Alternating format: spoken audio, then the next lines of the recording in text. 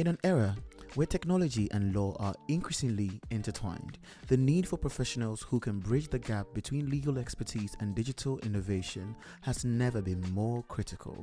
In this episode, I sit with Elizabeth Abati, a strategy manager in sustainability at Google, whose unique perspective sits at the intersection of tech, legal frameworks, and sustainable practices. We learn about her journey and how people who would like to charter this path can be inspired. Enjoy this episode.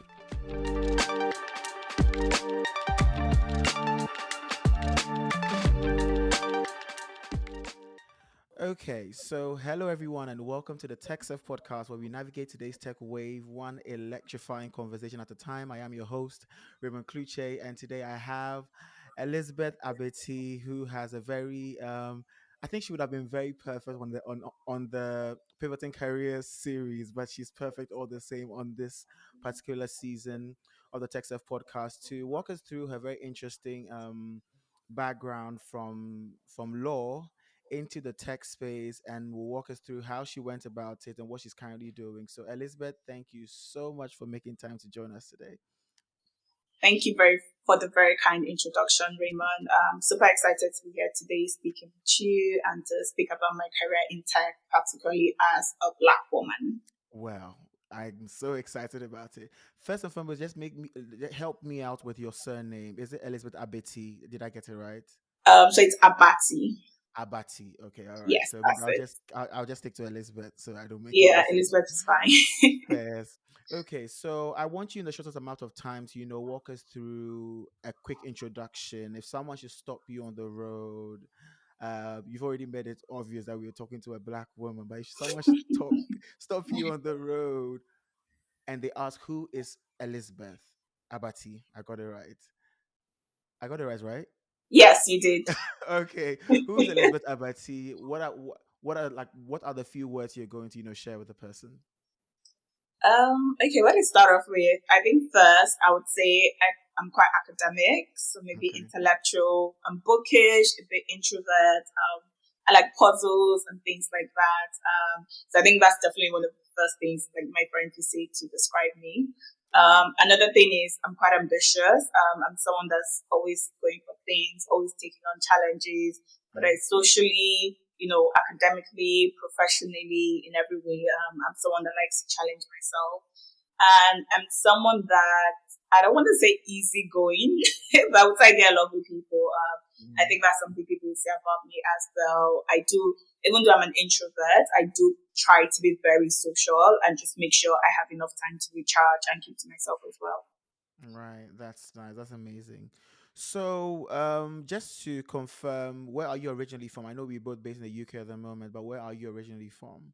Yes. So I'm from Lagos, Nigeria, born and Okay. raised. So in Okay. terms of ethnic background, I'm from Ogun State. Both my parents are from Ogun State. But I Okay. grew up in Lagos all my life, schooled in Mm. Lagos, and then I came to the UK for university, and I've lived here since. Okay. So that's like approximately how many years?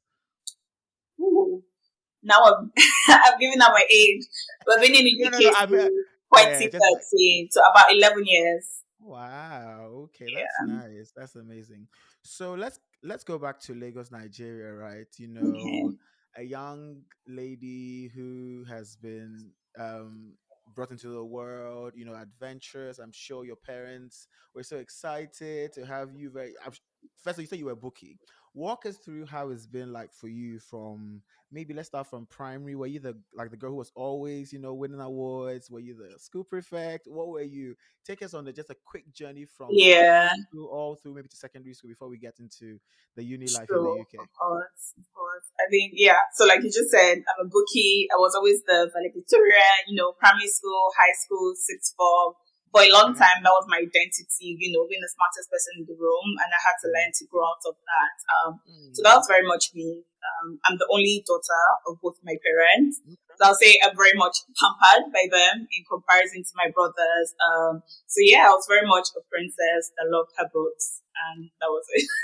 That's nice. A princess that loved her books. Well, I'm so sorry for your brothers because I can imagine how annoying it was. Yeah. Let's deviate a little bit before we come to the conversation about your undergrad education in the UK. So there's mostly this stereotype of, girls just, being in the kitchen and doing that kind of stuff. How was it like for you, as much as you were a bookie, were your parents also, trying to instill those kind of typical values and balance it out for you, or maybe they just felt that, you just go about your own stuff? Yeah. Yeah, so I would say my parents were definitely the latter, just go about your own stuff. So partly because they are liberal, they don't Mm, think I need to stick to traditional gender roles, but mm, also partly because the numbers do not add up. It wouldn't have made sense for like three boys to be doing the boy roles and me alone doing the girls roles. So it just did not fair. make sense. So the Right. chores were shared more equitably. That's nice. That's nice. That's so. I'm guessing the guys also know how to cook. Yes, they do. Like my younger Oh, brother, the last born, he cooks for me all the time and I love oh, that's that. amazing. That's amazing. So, how would you say that has affected or that has impacted the way you view the world? Because maybe someone will feel like, "Oh my God, I didn't grow up in such a setting," and maybe people are still carrying the scars of, they being the, for the lack of a better word, butlers or the maids in their homes while the brothers were playing video games and all that. That wasn't your case, because similarly, that wasn't my case as well. My parents also made sure that I also learned basic life skills. The funny thing is, it was even the other way around. My sister loves to go into the engine and loves Wow. to. Well, she's a mechanical engineer. Not Nice. quite me. If you the days I had with my dad, he always talking about, you have to learn how to change oil, blah blah kind of stuff. He was just doing it because he wanted me to learn. But Yeah. later they realized that even though I knew how to do it, it was not necessarily a mandatory thing, and they never really put me in that box. So they allowed me to explore, definitely with boundaries, because as human beings, over exploring, can put you into, detrimental situations. But they allowed me to, do the singing I wanted to do, the public speaking, which is the like the fruit of this podcast and all. How would you say that has, impacted your view of the world, especially as one who is working in industry? And how does that affect the way you relate to people, both male and female? Yeah. Yes, I think first I would just want to say I really love the story you just shared. I feel like sometimes it's more rare to find parents being liberal with boys and letting Mm, them do like beyond the traditional stereotypical things. So mm, that's great. mm, And I'll also say that I give our parents a lot of grace because they're just trying to equip us for the world and Nigerian right. society in the way they know best. Your Mm, parents will never mm, want something bad for you. And mm, I'll say in terms of my own experience, it just taught me that I can make my own rules. mm, So I would say pretty much my entire life, not my entire life, like, let's say till the end of secondary school, I right. never really felt constrained by gender roles because Mm, I was always at home. I was never a boarding student. I was always a day mm, student. So it mm, never really impacted me until I started sixth form, which is A level. And then I mm, was in boarding school. And then people right. will be like, oh, you don't know how to sweep. And I'll be like, I don't sweep at home. Like the entire Mm, house is too much for me to sweep. My brother sweep. Maybe I wash the dishes or maybe I mop right. the kitchen, but it wasn't my chore. And then people were so confused, like, why don't you know how to sweep? Because Mm, I don't. I mean, mm, eventually I learned because, in hostel, you have to contribute. But I think mm, just things like that. And then in general, as you go older, cooking is a life skill, I learned how exactly. to cook, things like that. Mm, I live on my own now. I have to keep mm, everywhere clean. So I think mm, a lot of these things, it just needs to be like viewed as life skills rather than mm. something women need to know how to do. I'm actually glad you mentioned that, because it's so funny how most of us were in senior high school, in most cases, single sex schools, right? I so like for my boarding school, I went to a single sex school for 3 years. There was never a case where we had to get one of the mistresses, or even we didn't even have mistresses. We had house masters. We had to sweep. We had to do all that. The only thing I would say, maybe for eating in the dining hall, that one we didn't have the time to cook because we were there for school. But you go to university and you realize that if you're staying in a dirty room, you're the one going to be sick. You understand me? You don't. So and I keep saying, how about those who do not even have sisters? All right, parents who have all boys, and what happens is the house going to be dirty, or their mom becomes a slave. So that's just like a side note that all these things are basically life skills and not necessarily focused to a particular gender. If you know how to cook as a man, it saves you a lot of money and not Uber Eats every day. All right, so it really does. So let's talk about law. I have a lot. for some reason, I have a lot of friends who are lawyers, and because my circle is so like it's full of so many lawyers, people even ask me why haven't I, ventured into studying law as an orator? Why wouldn't I even dare to even attempt it? I have considered it sometimes. Maybe at the right time, I will be able to check that box. But I want you just to know what led you into that legal space. People will say you were talkative. Your parents said, "Hey, you're going to be a lawyer," or it was the traditional, roles for maybe, like, for example, I know Nigerians love both the lawyer and the doctor. Those two, lawyer, doctor, engineer. If you're not doing one of that, especially in the abroad, then I don't know what you're going to do. But for you as a person, how would you say, you found yourself in the legal space? Yeah, proceed. Yeah. So there are two parts to it. So one is, so my dad studied law. Okay. He came from a very humble background, and then his education and doing well was what helped him move up socioeconomically. So as far Mm. as he's concerned, law is the solution to every problem in life. Okay. So I studied law. All my siblings studied law. Last but currently studying law. So my dad was like, first and foremost, I'm only paying school fees to study for you guys to study law. But secondly, Oh. I actually did quite like law. So I didn't mind, unlike some of my siblings who minded. But I didn't mind. My long-term goal has always been to work in development policy, even before I Mm, knew what the term for that was. mm, Ngozi Okonjo-Iweala, like someone I've always looked up to, and I wanted her kind of career working like the World Bank, the UN. And mm, then typically people that go into this kind of careers are economists. And about maybe when I was in university about 10 years ago, there weren't that many lawyers in development policy. So right. when I was choosing whether to go with law or economics, because I did both for my A level, I decided to Right. go with law because I thought this would be an edge in development policy. But now, 10 years ago, I'm sure everyone realized the gap. There's so many lawyers in development policy now. Right. But Right. it's still like a degree, I wouldn't change it. And then I've Mm. also developed like other edges and skills for the industry I'm in. That's nice. So that the path to becoming a lawyer, barrister, solicitor, or maybe any other path, those are the main ones I know. Which one was more, appealing to you, or which one did you find yourself doing though? Yeah. Yeah, so because I qualified in Nigeria, so you automatically qualify as both a Okay. barrister Okay. and a Right. solicitor. So Right. I think personally, if I had to choose, I would rather be a barrister.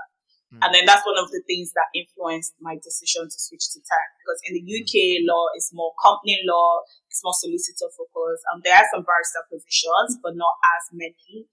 So that was a mm, big part of what influenced my decision to pivot to tech. mm. Oh, you've already let the cat out of the bag. Don't worry, we'll go straight into it since you're already there. Okay. So the transition into tech, one will say, okay, so law, most of the time when it comes to the engineering, it's like, you're supposed to like your math, like your science and all that kind of stuff, but the humanities pivoting into tech. How did that come about, and what kind of tech, like what was the transition like for you? What kind of tech were you getting into? Is it the heavy lifting kind of tech, the soft part of tech? Because tech is very wide. I keep telling people not to put tech in a box. So you just walk us through that transition. First, what led you to want to, I know you said the barrister approach or the barrister kind of trajectory influence your transition into tech, right? But let's talk about that eureka moment when you just woke up and said, okay, I'm no longer going to do advocacy. I'm going to become one of these techies, or join the tech wave. Just Yeah. walk us through it. Okay, so first I'm gonna say that I was always very good at math. I was the best math student in my school. So I did not choose law because I was not good at math. So just Okay. good in math. Right. But I think for me, I think first and foremost, I wanted to try something different, right? So I Mm, explained the whole barrister thing. And then also in the UK, the way the education system is set up, when you study law, you're studying just law related courses, legal related courses. Versus in the US, where you can have a minor in like economics, psychology, political economy, things like that.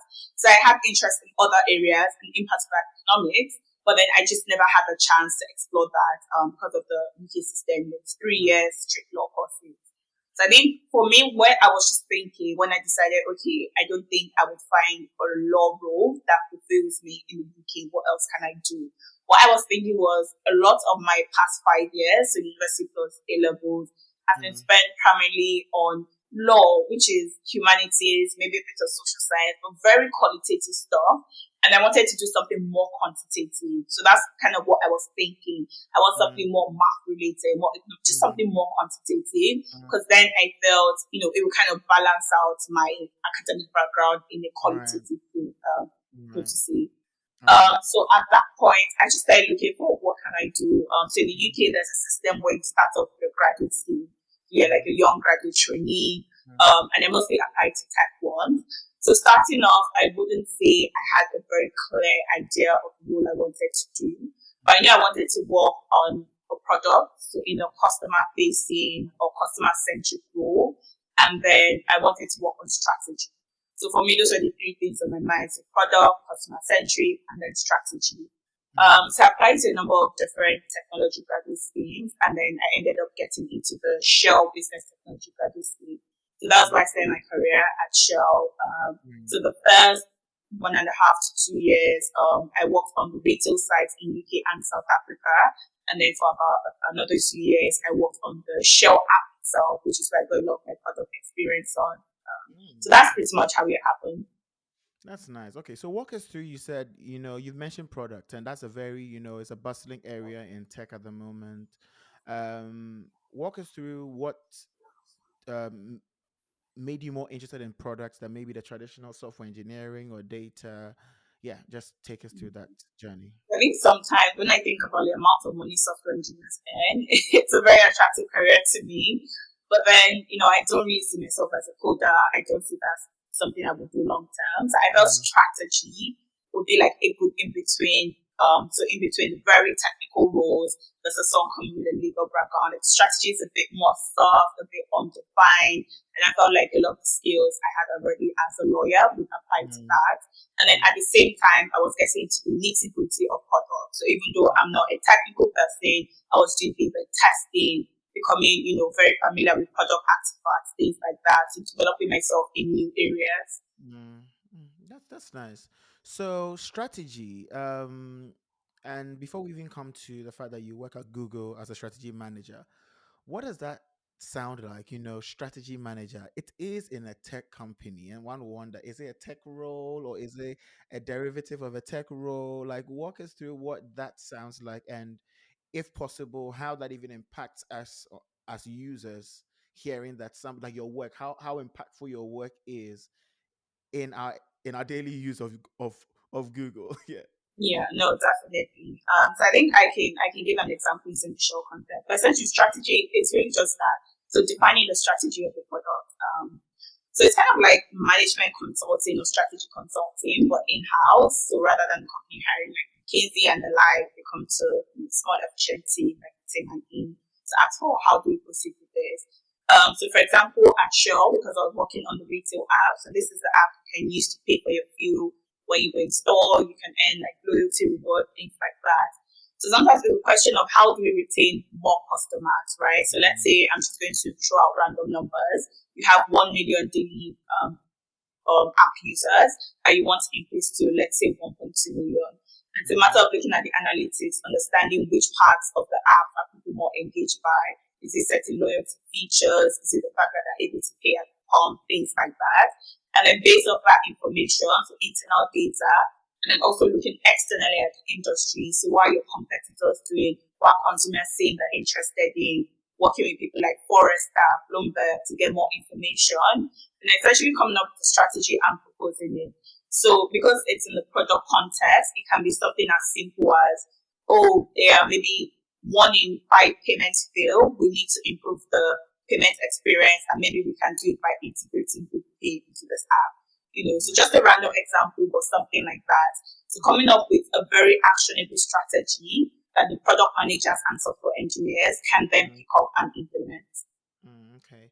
So how does that look like on a daily? Like, walk us through your day, like your day to day. You wake up, you go about, do your stuff. I don't know if you're a breakfast person. You do all that. Maybe go to the gym in the morning. Do all that. Maybe go to the gym in the office I before. wish I wish I went to the gym in the morning. Yeah.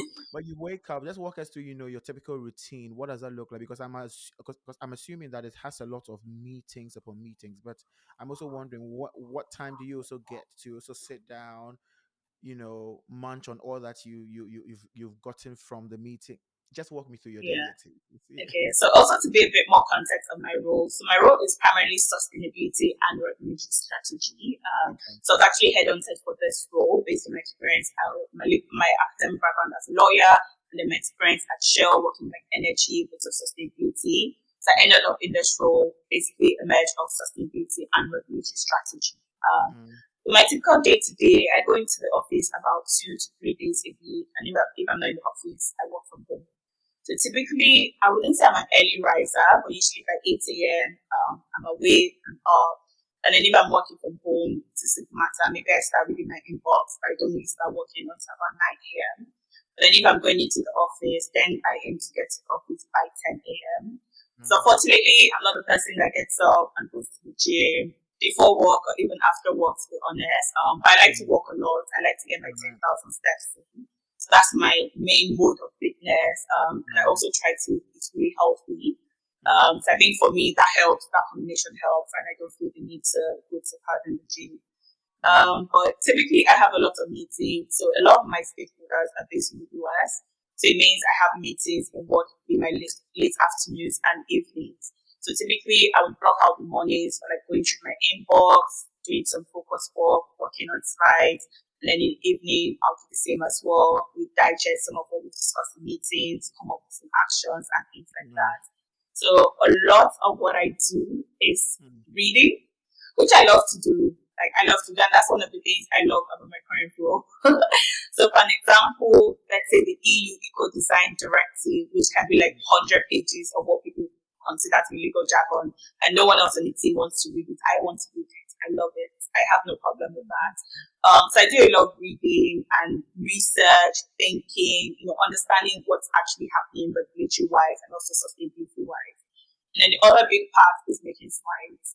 I mean, when I first started this role, that was one of the things I hated the most because at my previous role, we were in that slide right, central. But right. in the current one, I'm like, I did not sign up to work at McKinsey. What is going on here? But now it's second nature. I can make a slide easy peasy, but that's a Mm, big part of my role. And then mm, the other one is really just influencing people, try to get them to your point of view. Because the thing with strategies, it's not just about coming up with a strategy, it's also about landing. You can't just say we need to do X, Y, Z. You need to get people to buy into that idea and to actually deliver the idea. So that's when you're a successful strategist. mm, mm. So that's pretty much what my day looks like. That's nice. You did mention that you were headhunted for this role, and I can imagine, a very, prestigious Google headhunts you. And I'm sure there's someone out there who is dreaming, oh, I want to work at Google one day, whatsoever. What do you think, apart from your experience, which is going to be very valuable from Shalon, what do you think are some of the things that people can do to, stand out a little bit more and also become very much the candidates that companies like Google and other big tech companies will want to headhunt them? Yeah. So I can only give out advice that's worked for me. And number one is put yourself out there. We'll Mm, miss 100% of the shots you don't take. So read mm, Google, I had actually applied for a different role. I never got a call back, but then my CV was in that system. And the mm, recruiter that was recruiting for this role was going through a bunch of CVs, saw mine and said, this is perfect for the role I'm looking for. But then if I mm, had not applied previously, my CV would have never been in that bag. mm, And so this is mm, an example for anything. Put yourself out there, ask people, oh, I would like to do this, I would like to do that. Let them tell you no 99 times. You just need that one yes. And mm, that's it. And you can keep mm, going from there. So that's the one thing I'll say. Put yourself out there, even if your expectation is you get no. Maybe you mm, get considered for a different opportunity or you meet someone through that and you can get other opportunities. That's one. And mm, number two that really worked for me is because I have a very defined end goal in mind, the kind of career I want, the Ngozi Okunjo Wela kind of career. So I kind of just, work my way backwards. That, okay, if I want to be there in 20 years, this is what I need to do, a bit of in 5 years, reverse 10 years. engineering there. Exactly. So that's what works Right. for me. But I'll be honest Mm, and say that doesn't necessarily have to be the path for everyone. I have a mm, friend on a similar career path. He just goes with vibes and it works out for him. Some people are like, whatever role comes, I'll take it. If that comes, I'll take it. And then the good thing is he gets to be very flexible. He gets to move countries. While I think I'm a bit more rigid. I have a very defined path in mind. So I think either way can work. I think you just need to be true to yourself and do what works for you. Definitely don't try to copy what anyone else is doing. Just do what works for you. Right. Okay. You spoke about the fact that your legal expertise is helping you in your day-to-day work right now. There may be someone out there who may not necessarily be a lawyer, right, but then will still be, intrigued by sustainability, strategy and all that. How open is the role potentially to others who may not have a background like yours, or it may be engineers, people who just want to also get their hands into or have a piece of the Google cake, if I may say. Well, I'll say beyond my role, there are so many different roles in Google. There's finance roles, engineering, so software engineering, there's UX, there's everything. So I would say is don't limit yourself to thinking, there has to be a particular role. For example, sustainability is a very broad area. The accountants working in sustainability, the engineers working on maybe wind farms and things like that. So I think it's just a matter of finding out where your experience and where your skills fit in. And even in a company like Google or different companies, Apple, whichever firm, where would you actually fit in? And I think one thing to also think about is until you're in an industry, you don't really fully understand it, right? You just have the outside perspective. So sometimes I would say apply for roles that are not 100% what you want. I think 50% is good enough. Once you get your leg in, you can kind of, morph your roles, speak to your manager, maybe move to a different team, things like that. So it really just depends on what your deep interest lies. But one thing I'll always tell people is, so it's either the role or the industry. Like sometimes you're lucky enough to get both, right? But it depends on where you're starting off for. So let's say, for example, you want to be, let's just use the strategy consultant in, let's say, renewable energy. So you might get a strategy consulting role, but it might not be renewable energy. It might be manufacturing. Or you get a renewable energy role, or maybe it's something different. It's a product analyst. But at least start somewhere, right? You have 50% of the puzzle, and then you can move to a different role that gives you exactly what you want. That's great. That's great. So, FANGs or FANG, now I don't even know what the acronym is because we are having so many big companies that are also taking over the world, has always been, the ideal for every techie or every young person growing up. I want to work in a FANG. Until the reality hits, hearts get broken, FANGs reject people and all. And I know because it's a very competitive area. I'm just wondering, how was the interview process or the preparation process like for you? What was the rigor like, and how did you prepare? And what do you think people can do to, like, having applied and gotten an interview? Using your experience, as an example, how would you say you prepared, and maybe people can take a few nuggets from that?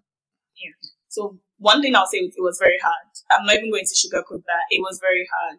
So one, hard in terms of the difficulty of the interview, and also hard in terms of how I felt. I was very nervous. I was like, I don't want to mess this up. So there were 5 different interviews. So that's 5 chances to mess it up, right? But yeah, so that's the first thing, very hard. And I also think there's no such thing as over preparing. There's so much information on the internet lately, today. So starting with Glassdoor, you can find interview questions there. Just Google. There are lots of blogs. Yeah. There are lots of YouTube videos. There are a lot of things like that.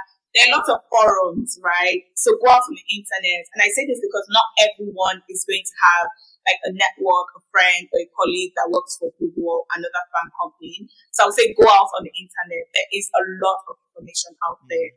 And then in particular, for example, for someone like me, like a strategist, I had to learn particular frameworks on how to respond to questions.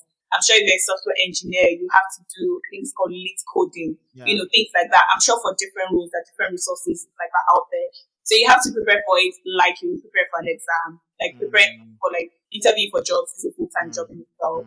So that's one thing I would say. There's no such thing as over preparing. And then I think a mistake people make is they over-index on the technical part of the interview and then forget about the more, personal, what you like, what are your morals, what are your interests. I think that's something you also need to prepare for. You shouldn't change yourself, but you should understand what's the culture of this company, how do they present themselves, what do they care about. Some companies, I will mention names, but they're more about working very hard, meeting the goals, this. Some companies are more about work-life balance. Some Mm. companies are more about, wanting to change the industry and things like that.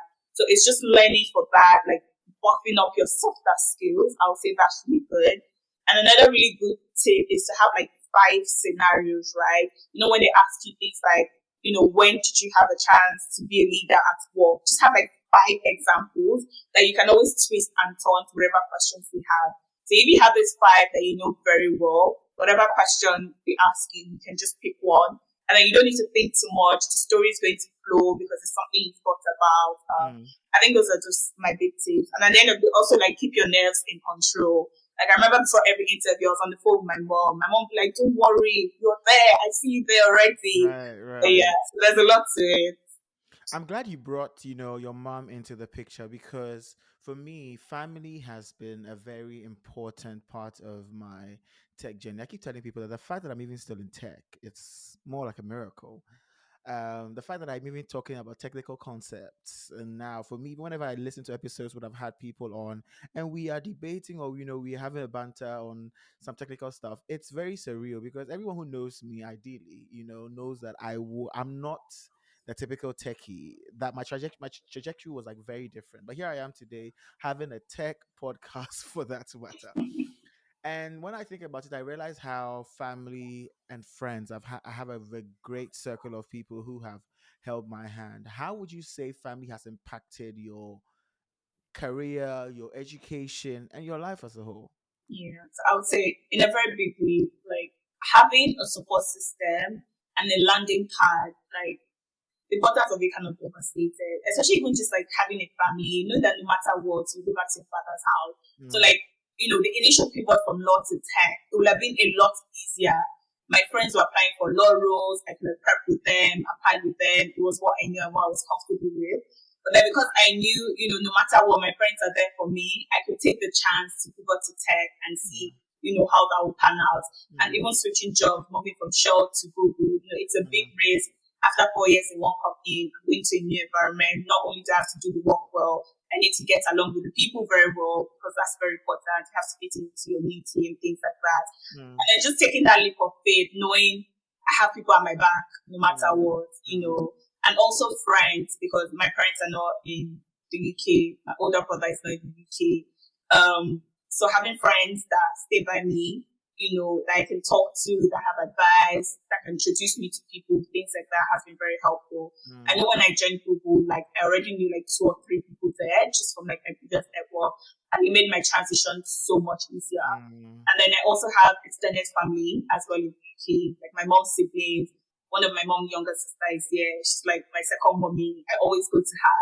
So just things like that. Sometimes, like even just when you're emotionally distraught, you just want to be able to cry to someone, Mm. and having Mm. that support is Mm. invaluable. That's nice. And since we are on the topic of challenges of being an immigrant in a different like being an immigrant and how painful it can be, sometimes I think for me the hardest thing that I've been experiencing now is watching my parents grow before my eyes. You see the pictures, the video calls, you see the gray hair, the wrinkles, and nothing prepares you for it. I mean, you always pray that you don't hear news that one is sick or the other is not doing too well, but they growing, like growing before your eyes is also very difficult. And then you also look in the mirror, you realize that okay, you are growing too. Honestly, plus Then plus plus. exactly, then it becomes all challenging. But let's talk about the challenges that you have had for the past 11 years approx since you left the Mm. shores of Lagos to this the unknown, So right? I think for me, I was very happy that I was leaving. I was just happy Okay, to be away from my parents, okay, freedom, that's independence, all fine, of that's that. fine, that's So fine. while I was at school, I had no issues. So I think for me, my biggest struggle was that transition from university to starting work. So there's the struggles of getting your first job. There's you get your first job, you're not making as much money, you need to get a place, you need to figure out do you have 50,000 roommates or do you have just 2 roommates? Do you stay close to the office or do you stay far away from the office? So Right. things like that. So I'll say for me that was really the most challenging part. And something that Right. really helped me. So my mom, younger sister that I mentioned, I just Right. packed my load and I went to her house. I was like, I cannot come and kill myself. Like, so during that transition period, I finished my master's in June. I started working in September, but I stayed with her and her family from June to December. And it just made my life a lot easier. It kind of just softened, that transition from being a student to being a working Mm, professional. mm, And then I was able to move out, get my own place. And even mm, though it was difficult, for a long time I did not live alone. I had to share with flatmates and things like that. Some situations are good, some not so good, things mm, like that. So I'll say for me that was the most difficult part. So that transition, and also maybe the first 2 years of working. So I mm. think for me, like, what your friends will tell you, what my dad will tell me that, oh, what she done in school, no longer give me allowance. I thought it was a joke. So I used to laugh with him. Like, what do you mean? Me, your baby girl, Princess of Lagos. princess of the house. After like the last month of my master, that was a year that I be a part of. And I'm like, what do you mean? What do What are you you talking mean? about? And then part of Right. my frustrations because my older brother is in Nigeria. And of course, if you're in Nigeria, you're still Oh, living at home. You're driving a right, car in the house. There's right, food. There's house right, girl. There's everything. So I was like, you people right, are forsaking me. You're leaving me to suffer. But right, obviously, I mean, I understand being in Nigeria, being in the UK, things like that. So I think that was a bit difficult. But mm, then after a mm. while, you get a couple of promotions, start making more money, you're more settled. Yeah. So I'm pretty good now. That's great. That's great. We'll talk about about the monetary part of Google later. That's if we can. But let's zone a bit more into the challenges of transitioning from your like a more humanities focused role to a more technical role. I'm sure having to deal with products you probably were introduced to, wireframes and mock-ups. Maybe I don't know if you had to do those. You just walk me through the challenging parts of it, the technicalities, going to the Yeah. meetings, and then the techies are being techies, and it's like they're using jargons, and you are there asking yourself, like, what have I chosen for myself? Yeah, what were some of the challenges like with your transition? Yes. I'll say something about me that people have appreciated, like in my career, like my managers is Mm, I'm very happy to say what I know, and I'm very mm, happy to say what I don't know. I good. have no interest in pretending to have expertise in the area where I don't. So what I do Mm, is I come to the table with what I do know, all right. what my strengths are, and I'm not afraid to ask for help. So, Mm, for example, like I gave the example of people not wanting to read 500 pages of the legal document. I will read it and I'll tell you, oh, let's meet up. I'm happy to explain it to you. You to mm, explain this difficult thing I don't understand to me. mm, So I've always found that just speaking to someone directly is the most useful thing. So I've done mm, the academic courses, I've done the training, I've done all of that. But it's very technical. It's not the same. And sometimes you just need to know what you need to know for the role. You don't need to know mm, the entire theory. right, About right. it's a combination of both. So one, speaking to people, leveraging my expertise, and then two, also doing homework. I feel like school never ends. You have to do. I did the Prince 2. I did the Agile Certified Practitioner from PMI, things like that. So you have to keep learning. You have to keep pushing yourself. And sometimes it's just informal courses, just watching YouTube, like, oh, what's this thing called? Like Agile, Scrum, what does this mean? What are the rules? What are the ceremonies? What are the stand up? And so on. At one point in my life, I did not like to wake up early. I had to be there every 9 a.m. for the daily Mm, stand up, things like mm, that. mm. And then over time, you just start to learn these things. But I think just being comfortable in what you don't know, and then being open to learning. All right, let's talk about the cha-ching. Let's talk about the Ah, money. the money. I know a lot of people, like to go into big tech because the money is very attractive. You don't necessarily need to give specific numbers, but how would you say the monetary part of it has been encouraging for you? And yeah, has it been worth it? No, Do you it feel like has. It has. It's the best thing that's ever happened to my life. And I say okay, that because of the stock. So when okay, you're not in tech, I don't think you understand it as well. And I say that even as someone that was working like in a tech role but for an mm, oil and gas company. mm, I didn't understand that if you worked for a tech company like Google, Apple, you get paid stock, which grows over time.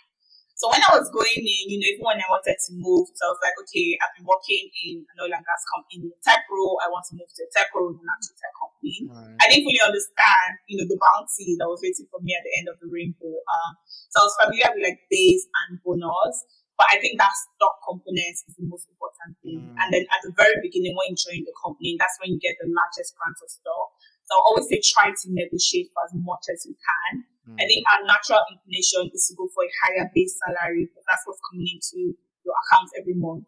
But that stock is where the potential for growth is. So I know when I first joined, I was happy with the salary, but I wasn't mm. overjoyed. Like I was happy. I thought like it was good compensation for my experience. But now, like 18 months on, the stock has doubled. I am overjoyed. I am over the rainbow. So I think that's one of the big benefits of Oh my working here. God, we also want to be overjoyed, though. Well, I'm very jealous of people that work at Nvidia because the way the stock has I grown, I'm know, feeling it I for know, myself.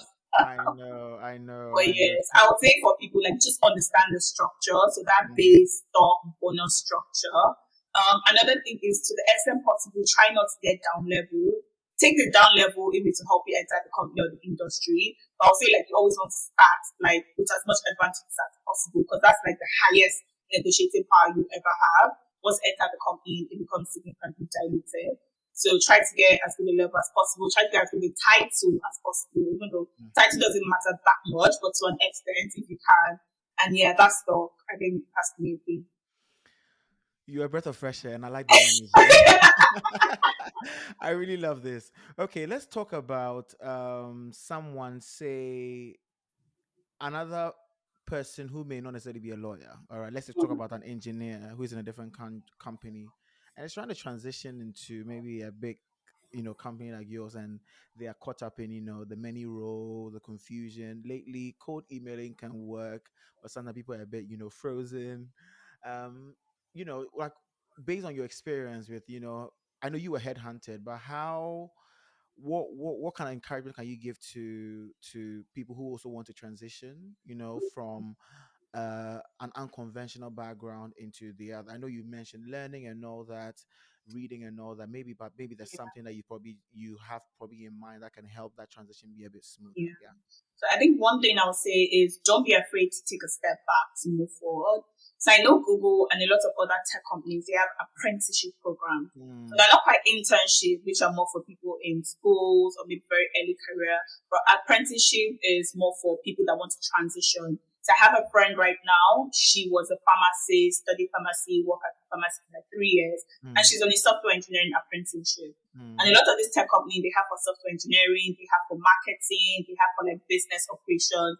So mm, depending on what you're interested in, if you're someone with a background in engineering, I would say maybe go for software engineering. Or mm, even if you don't want to become a developer, maybe go for product marketing, things like mm, that, depending on what mm, you're interested in. mm, So I think for some people, they might see, oh, I've been working for 5 years as an engineer, maybe I'm a manager, why would I go and become an apprentice? But a lot of times it's worth it. If you have a long term goal, you know what you want to pivot to, I would highly recommend this. And the reason mm, why I recommend this apprenticeship program is they're especially tailor made for people that want to transition careers. mm, mm, And then another path is to go to a consulting company. So becoming more generally, say if you're an engineer, you're a lawyer, you're in a very technical field of work, but then you can move to consulting, and consulting companies are always looking for different backgrounds. So from engineering, you can go into maybe a manufacturing consultant, industry 4.0. As a mm, lawyer, maybe you go into like environmental or different things. As a doctor, you can go into life sciences. So I mm, think that's a way to just start off with generalizing your experience, picking up a lot of consulting experience, which is invaluable. And then from there, you can go to something more specific, maybe product marketing, product mm, strategy, things like that. So I think consulting, apprenticeship programs are really good ways. mm, Another one, if you can afford to go back to school, do a master's, you have to have mm, a plan, don't just do any master's. But if you have a very clear plan, maybe going for an MBA, going for a project management master, something that will help mm, you transition. And then another thing is to also start off more generalist tech role. I think project manager is something I like to recommend to people. You mm, can deal with a lot of different backgrounds. You just have to have that project management skills. And then once you enter the tech industry as a project manager, then you can decide, okay, I want to be a Scrum Master, I want to be a UX designer, things like that. mm. I think a lot of it just comes to having a long term plan and being willing to take like incremental steps towards where you want to get to. That is amazing. Now let's talk about your hobbies. Your the stuff you like to do outside of your everyday activities. Walk us through that and how how you try to wind down. Yeah. So as much as love to work hard, I love to play hard. I'm Mm. a travel girly. I just came back from Cairo for a wedding literally yesterday, so I'm so quite tired. But yeah, I love to travel. I was in Croatia for a week on a yacht with my friends, having fun, things like that. So I love to wind down. I love to take a break. I love to Mm. post on social media, content create a bit, things like that, just to take I'm my mind just off searching work. for you right away. You're looking me up on social media. Yes, I And am. also, I love like intellectually stimulating things. I love solving crossword puzzle. The New York Time connection games. I find it very easy. Mm. Reading books, things like that. Like I mentioned, I'm an introvert, so I just like downtime sometimes. I love doing things like that. And then again, I live in London. I love going out with my friends, always going for brunches, trying new restaurants. I'm going to try out a seafood boil this weekend. I've never had one before, so I'm looking forward to it.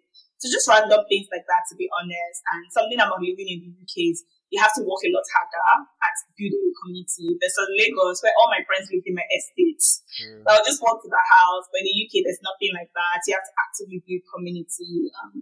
So yeah, that's it. Guys, you should go and check the social media out. Yes. He is creating the content. He's not only creating but curating the content. Woo! Yes. Um, Maker.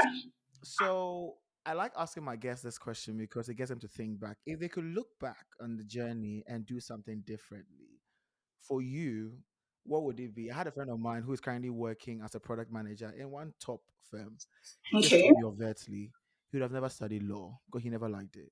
He's also like you. I think maybe he wasn't called to the bar, but he did bachelor, so like LLB, then the LLM, and he checked out. He came to do that in the UK, but he's been able to channel himself into senior product manager in one top firm, and he's doing good for himself. I don't know whether that is your case, but for you, what would you have done differently looking back if you're able to trace your steps back? Yeah.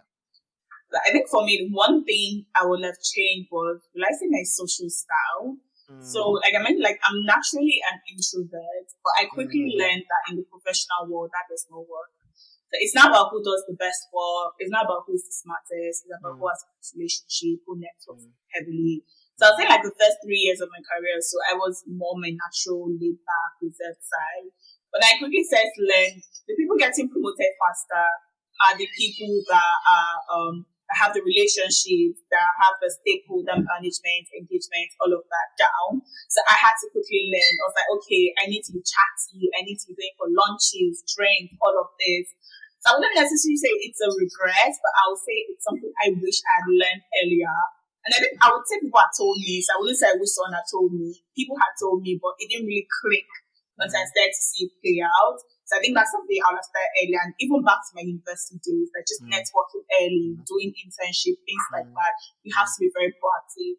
So I mm, think as someone who was very, bookish, academically inclined, I was so used to you write exam, you get first position, you get a mm, prize. mm, mm, In the work field, there's nothing like that. Nobody's coming to discover you. mm, Nobody's coming to look for you. You mm, have to stand up and say, mm, hey, I'm mm, here, I'm future leader potential, look at me, things like that. mm, So I say that's one thing I wish I'd learned earlier.